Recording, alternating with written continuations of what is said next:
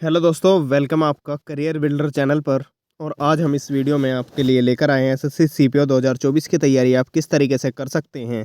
Qualification क्या चाहिए आपको, age limit, physical requirement, exam pattern, syllabus, selection process, salary, work profile और promotion आपका क्या होना चाहिए। तो अगर आप इस वीडियो को देख रहे हैं तो सबसे पहले इस वीडियो को पूरी ज़रूर देखना है, क्योंकि हम 10 से 15 मिनट की वीडियो में एसएससी सीपीओ के बारे में कंप्लीट इन्फॉर्मेशन आपको दे देंगे, किस तरीके से आपको तैयारी करनी है। जो आप एक एक दो दो घंटे की वीडियो देखेंगे वो भी क्वेश्चन आपको वहाँ पर नहीं मिलेंगे, वो क्वेश्चन आपको इस 10 मिनट की वीडियो में आपको मिल जाएंगे। और मैं आशा करता हूँ कि आपको कहीं पे भी यूट्यूब पे दूसरी वीडियो देखने को नहीं मिलेगी। ये वीडियो इस तरीके से डिज़ाइन की गई है, तो वीडियो को पूरा ज़रूर देखेगा और वीडियो को लाइक और चैनल को सब्सक्राइब ज़रूर कर लेंगे। तो चलिए हम सबसे पहले हम देखते हैं एसएससी में कि अगर हम एसएससी के अंदर में जॉब करने जा रहे हैं तो हमें पता होना चाहिए कि एसएससी क्या है। और इस वीडियो में छोटी से छोटी चीज़ को डिटेल्ड मैनर में हम पढ़ने वाले हैं। तो देखिए एसएससी क्या है। एसएससी की जो फुल फॉर्म होती है स्टाफ सिलेक्शन कमीशन। और एसएससी जो होती है वो एक ऑर्गेनाइजेशन होता है गवर्नमेंट ऑफ इंडिया का, जो वेरियस मिनिस्ट्रियल में डिपार्टमेंट्स में, जो वेरियस मिनिस्ट्रियल के डिपार्टमेंट हैं उनमें वो विभिन्न तरह की जो जॉब है वो प्रोवाइड इसमें कराता है। इसकी जो सबसे मेजर जॉब मानी जाती है वो एसएससी सीजीएल है, जिसके थ्रू आप एसएससी से इंस्पेक्टर बन सकते हैं। और इंस्पेक्टर वो केवल ऐसी पुलिस में ही नहीं, जबकि इनकम टैक्स में excise inspector, GST inspector, CBI में एसआई और आप तमाम तरह के ऑडिट ऑफिसर बन सकते हैं। तो ये सबसे इसकी मुख्य जो पोस्ट हैं, सबसे मुख्य एग्ज़ाम इसका माना जाता है। लेकिन उसके बाद में जिसकी वीडियो में हम आज चर्चा करेंगे वो है एसएससी सीपीओ। एसएससी सीपीओ 2024 के लिए आप किस तरीके से तैयारी कर सकते हैं। और एसएससी सीपीओ देखिए दोस्तों होता क्या है, हम इस चीज़ को बिल्कुल आपको डिटेल मैनर में समझाएंगे किस तरीके की जॉब इसमें आपको मिलती है, जहाँ से आप डायरेक्ट एसआई भी बन सकते हैं दिल्ली पुलिस में। फिर इसके बाद आती है एसएससी सीएचएसएल। मुख्य फोकस हमारा एसएससी सीपीओ रहेगा, लेकिन हम यहाँ पर जॉब जान लेते हैं इस वाली स्लाइड में कि कौन कौन सी जॉब एसएससी के अंडर में आती हैं। तो देखिए एसएससी जेडी आती है, एसएससी स्टेनोग्राफर आती है, एसएससी जेई आती हैं और एसएससी एमटीएस। ये तमाम तरह की जॉब आती हैं। और एक आती है सिलेक्शन पोस्ट 12। तो ये तमाम तरह की जो जॉब हैं आपकी एसएससी प्रोवाइड कराती है। लेकिन आज का जो मुख्य फोकस है वो एसएससी सीपीओ है। तो आज हम एसएससी सीपीओ को अगर हम पढ़ रहे हैं तो देखिए एसएससी की फुल फॉर्म तो आपको पता है, लेकिन सीपीओ क्या है तो देखिए सेंट्रल पुलिस ऑर्गेनाइजेशन, केंद्रीय पुलिस संघ। तो ये हमारा सीपीओ की फुल फॉर्म होती है। जिसे नहीं पता थी उसको अब यहाँ पर पता चल जाएगी। तो देखिए एसएससी की क्या है, स्टाफ सिलेक्शन कमीशन। और सीपीओ की है सेंट्रल पुलिस ऑर्गेनाइजेशन, यानी कि केंद्रीय पुलिस संगठन। तो देखिए सब इंस्पेक्टर जब आप एसआई बनते हैं तो एसआई आप डायरेक्ट इस वाले एग्ज़ाम से, एसएससी सीपीओ के एग्जामिनेशन से, आप किन किन जो आपकी केंद्रीय पुलिस फोर्स हैं आप उसमें आप डायरेक्ट एसआई बन सकते हैं। तो सबसे पहले अगर हम बात करते हैं, देखिए सब इंस्पेक्टर आप दिल्ली पुलिस में बन सकते हैं, आप बीएसएफ में सब इंस्पेक्टर बन सकते हैं। उसके बाद सीआईएसएफ, सीआरपीएफ, आईटीबीपी और एसएसबी में भी आप डायरेक्ट इसमें आप क्या बन सकते हैं, डायरेक्ट आप सब इंस्पेक्टर इसमें बन सकते हैं। तो लेकिन हम इस वीडियो में इसमें चर्चा करेंगे हर एक चीज़ के बारे में। तो देखिए आपकी एज और एप्लीकेशन फ़ीस हमेशा इस फॉर्म को क्या रहा करती हैं। जब आप इस फॉर्म को फिल करते हैं तो हमेशा ही वो 100 रुपये इसकी फ़ीस रहा करती है। और मिनिमम एज इसमें 20 रखी जाती है और मैक्सिमम एज इसमें 25 रखी जाती है। जब इसमें नोटिफिकेशन आएगा उसके तुरंत बाद आपको एक लेटेस्ट वीडियो बिल्कुल नोटिफिकेशन के साथ मिल जाएगी, जिसमें हर एक चीज़ लेटेस्ट नोटिफिकेशन के अनुसार, अगर एग्ज़ाम पैटर्न बदल जाता है तो उस एग्ज़ाम पैटर्न को भी उसमें इंक्लूड करके हर एक चीज़ बताई जाएगी। तो चैनल को सब्सक्राइब जरूर कर लेंगे। लेकिन अभी तक हम देखते हैं एसएससी सीपीओ में किस तरीके से सिलेक्शन होता आ रहा है या इसका सिलेक्शन प्रोसेस क्या है। तो देखिए सबसे पहले आपका टीयर 1 होता है, 200 क्वेश्चन होते हैं, 200 मार्क्स का वो पेपर होता है। और उसमें आपकी जो कट ऑफ लगती हैं, उसके बाद आपका पीईटी, पीएसटीओ, जिसे हम फिजिकल एफिशिएंसी टेस्ट या फिजिकल स्टैंडर्ड टेस्ट भी से हम बोलते हैं, एफिशिएंसी बोल लीजिए, एंड्योरेंस बोल लीजिए, ये आपका पीईटी होता है। फिर देखिए उसके बाद में जब आपका पीईटी और पीएसटी हो जाता है, जो बच्चे उसमें क्वालिफाई कर जाते हैं वो उनका होता है टीयर सेकंड, जिसमें हमारा इंग्लिश का पेपर होता है, 200 क्वेश्चन होते हैं, 200 मार्क्स का होता है।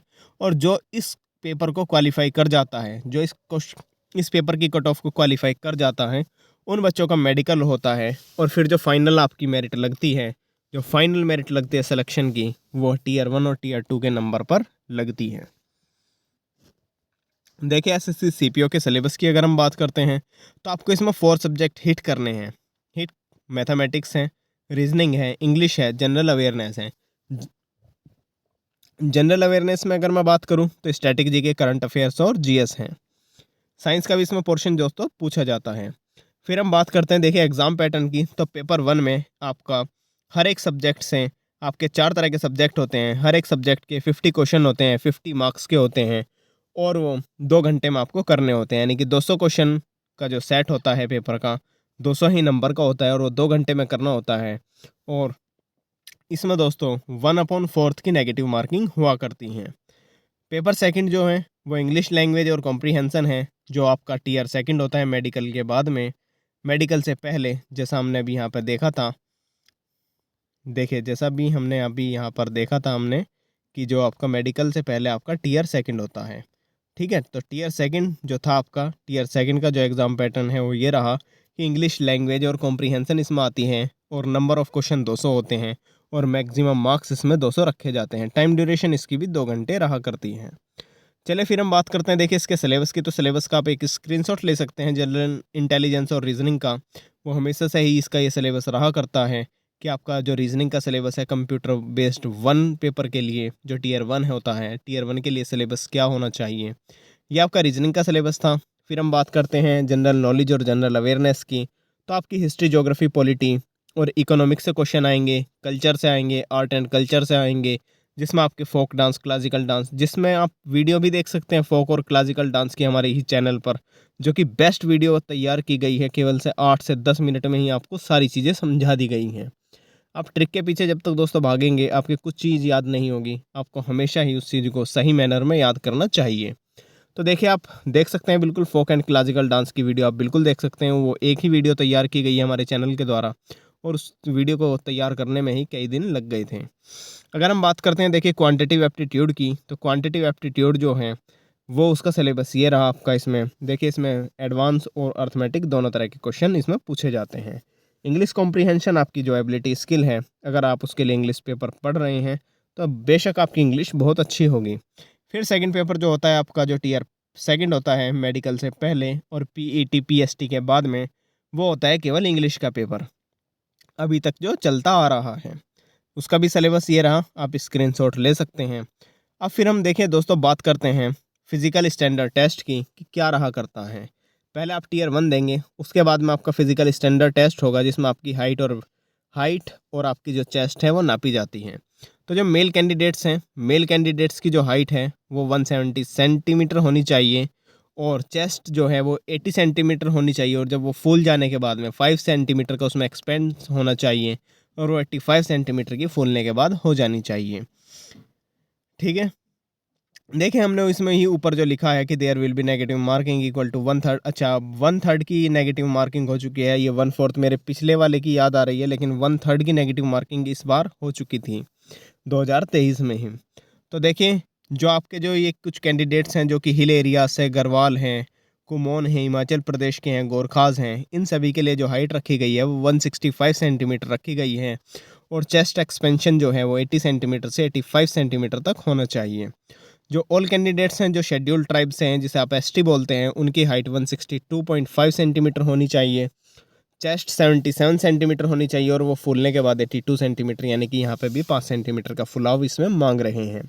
फिर यही चीज़ें हो जाती हैं फीमेल कैंडिडेट्स के लिए और उसमें चेस्ट की कोई रिक्वायरमेंट इसमें नहीं होती है, केवल हाइट की रिक्वायरमेंट इसमें हुआ करती है।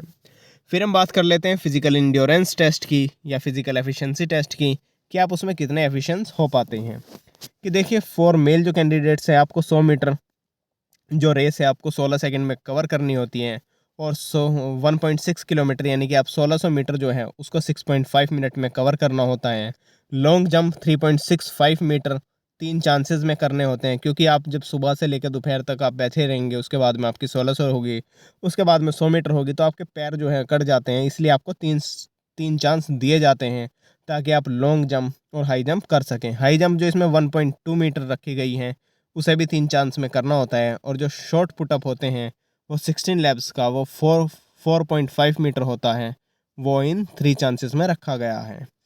फिर यही चीज़ जो होती है वो फीमेल कैंडिडेट्स के लिए होती है कि उन्हें 100 मीटर जो रेस है उन्हें 18 सेकंड में कवर करनी होती है, 800 मीटर रेस 4 मिनट में कवर करनी होती है, लॉन्ग जंप उनको 2.7 मीटर 3 चांसेस में और हाई जंप 0.9 मीटर उनको ये 3 चांस में करनी होती हैं। फिर हम बात करते हैं दोस्तों मेडिकल स्टैंडर्ड टेस्ट की। तो देखिए मेडिकल स्टैंडर्ड टेस्ट में जो आपका है, उसके बाद में जो आपका दो मेडिकल होता है टीयर सेकंड के बाद में, तो देखिए जो इसमें बात की गई है कि all the candidates who qualify in paper second will be medically examined by the medical officer of CAPFS। मतलब जिनका भी टीयर सेकंड में वो क्वालिफाई कर जाते हैं उनका बाद में ये हो जाता है मेडिकल। और उसमें देखिए आपकी 6/6 तो आपकी आई होनी चाहिए, ठीक है। मतलब ये चीज़ें होनी चाहिए और आपके जो फीट हैं वो फ्लैट नहीं होने चाहिए, नोकनी नहीं होनी चाहिए, आपके जो दोनों घुटने हैं वो आपस में मिलने नहीं चाहिए। और ये तमाम तरह की चीज़ें आप पढ़ लेंगे। अगर आप में किसी भी चीज़ की प्रॉब्लम है तो आप ये फॉर्म मत फिल कीजिएगा, क्योंकि इससे कोई फ़ायदा नहीं है, आपको मेडिकल में बाहर कर दिया जाएगा। देखिए पहले टैटू अलाउड नहीं था, लेकिन अब टैटू अलाउड है। तो उसके बारे में कुछ गाइडलाइंस हैं कि जो कंटेंट है, जो टैटू है वो रिलीजियस सिंबल और फिगर है और नेम है। तो वो मतलब आप देख सकते हैं, इस चीज़ को कोई दिक्कत नहीं है, आप पढ़ लेंगे, इसमें कोई भी प्रॉब्लम नहीं है। और उसका यहाँ पे मेज़रमेंट भी दिया गया है कि वो कितना उसका मेज़रमेंट होना चाहिए। फिर देखें जो फाइनली सेलेक्टेड कैंडिडेट्स होते हैं, जो सब इंस्पेक्टर की पोस्ट पर हो जाते हैं ट्रेनिंग के दौरान, उनसे क्या क्या कराया जाता है। उनसे वर्टिकल बोर्ड पर जंपिंग कराई जाती है, होल्डिंग रोप और जंपिंग ये किया जाता है बोर्ड से। इससे टार्जन स्विंग किया जाता है, jumping on the horizontal board. अगर आप जब ट्रेनिंग होती है ये चीज़ें तो तब की होती हैं, ट्रेनिंग के दौरान आपसे ये चीज़ें कराई जाएंगी। अगर आपको लगता है कि आप नहीं कर सकते हैं तो दोस्तों आपकी ट्रेनिंग नहीं हो पाएगी और आपको ट्रेनिंग से बाहर कर दिया जाएगा, तो आप बिना मतलब में फॉर्म मत फिल कीजिएगा। फिर देखें हम कट ऑफ की बात करते हैं। इसमें हमने कुछ डाटा भी हमने खाली रखा है, क्योंकि हम उस चीज़ को सोच रहे हैं कि उस चीज़ को नोटिफिकेशन के साथ लाएं, लेकिन जो डाटा है वो हमेशा सिमिलर रहा करता है। इसीलिए हमने नीचे 2019 और 2020 का डाटा बिल्कुल एक्यूरेट आपको दिखाने की कोशिश की है। तो यहाँ पर आप कट ऑफ देख सकते हैं। देखिए जो 2000 अगर हम 19 और 20 की बात करते हैं तो वैकेंसीज जो थी 2019 में वो 2726 थी, यानी कि 2726 वैकेंसीज थी। और टीयर 1 की जो कट ऑफ लगी थी, सॉरी दोस्तों, चलिए बात करते हैं हम आगे।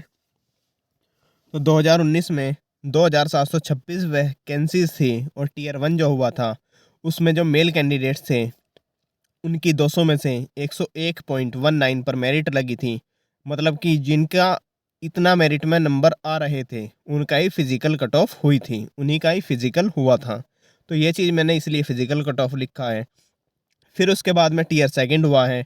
टीयर सेकंड में जिसके 252.7 नंबर आ रहे हैं उसका मेडिकल हुआ है, ठीक है दोस्तों। और इसमें फ़ीमेल की जो है, हमेशा इसमें जो फ़ीमेल की कट ऑफ है वो मेल कैंडिडेट से ऊपर रहती हैं, लेकिन जब इसमें हम बात कर लेते हैं फाइनल कट ऑफ की तो वो ऊपर नीचे हो जाती हैं, क्योंकि दोस्तों फीमेल कैंडिडेट्स की जो वैकेंसीज़ है वो कम होती है और कंपटीशन इनमें ज़्यादा होता है। तो इसलिए जो वो कट ऑफ है वो फीमेल कैंडिडेट्स के ऊपर जाया करती हैं। फिर हम देखें जो इसका फ़ाइनल जो इसमें अगर हम दिल्ली पुलिस की बात करें, अगर आपको 400 में से दोस्तों कम से कम आपको 320 नंबर तो लाने होते ही होते हैं। लेकिन अगर आपको मैं सेफ़ स्कोर की बात करूँ तो अगर आप 350 नंबर ले आते हैं डीप, तो आपका दिल्ली पुलिस एसआई में नंबर आ जाता है और जो इसमें ड्रीम जॉब होती है। फिर अगर आपके 250, 280, 260, 290 इस तरह के नंबर बन रहे हैं तो चांस है कि आप सीआरपीएफ में भी एसआई बन सकते हैं। चलिए ये हमने कट ऑफ को देख लिया।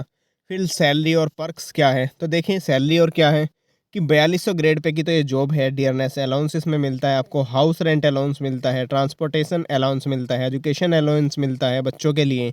जो आपके बच्चे होंगे उनके लिए एजुकेशन का पूरा खर्चा सरकार उठाएगी, पेंशन मिलती है आपको। अगर आपको कहीं पे घूमने जाना है तो उसका भी पैसा आपको सरकार देगी। और साल में 2 बार यूनिफॉर्म के लिए आपको सरकार पैसा देती है। आप सिलवाइए मत सिलवाइए वो आपकी हेडेक है, लेकिन सरकार 2 बार, यानी कि सर्दी की पोशाक और गर्मी की पोशाक, इन दोनों ही चीज़ों में जो यूनिफॉर्म का पैसा है वो सरकार देती है। तो पावर क्या है, देखिए वेरी पावरफुल आपकी जो जॉब है, ठीक है। उसके बाद में आप सीधे इसमें एसआई से आप इन्वेस्टिगेटर ऑफिसर हो सकते हैं अगर आपके अच्छे रिलेशन होते हैं। देखिए वर्कलोड तो आपका होगा ही होगा, आप किसी भी जॉब में जाते हैं वर्कलोड तो होता ही है। जब ये पुलिस की बात कर लेते हैं तो पुलिस का तो आपको वर्कलोड पता ही है।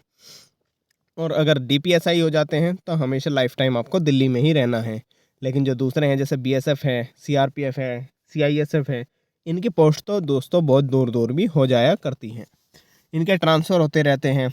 फिर हम देखें बात करते हैं सैलरी स्ट्रक्चर की। तो सैलरी स्ट्रक्चर आप यहाँ से देख सकते हैं क्योंकि ये 4200 ग्रेड पे की जॉब थी, तो इसमें जो बेसिक पे थी वो 49,000 इसमें थी, डियरनेस अलाउंस 15,000, और इसमें इस तरीके से आप देख सकते हैं जो टोटल सैलरी बनी वो 72,542 बनी, और इस तरीके से जो डिडक्शन हुआ वो 26,270 का डिडक्शन हो चुका था अगर हम इसमें दिल्ली पुलिस एसआई की बात करते हैं।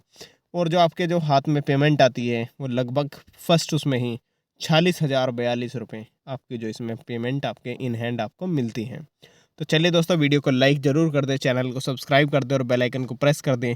आप देख लीजिए 15 मिनट की वीडियो में हमने कितनी तमाम चीज़ें पढ़ ली, जो आप एक 2 घंटे की वीडियो में देखते हैं वो आपने केवल और केवल 15 से 16 मिनट में ही आपको हर चीज़ के आंसर आपको मिल चुके हैं। तो प्लीज़ दोस्तों, वीडियो को लाइक ज़रूर कर दीजिए, चैनल को सब्सक्राइब कर दीजिए, इस वीडियो का मैक्सिमम लोगों के साथ शेयर कर दीजिए। जो भी लोग एसएससी सीपीओ की तैयारी कर रहे हैं उन्हें ये वीडियो ज़रूर देखनी चाहिए और उनके पास इस चीज़ का अनुभव ज़रूर होना चाहिए, और उनको एक राइट स्ट्रेटजी में अपनी वीडियो और अपनी स्टडी को चालू रखना चाहिए।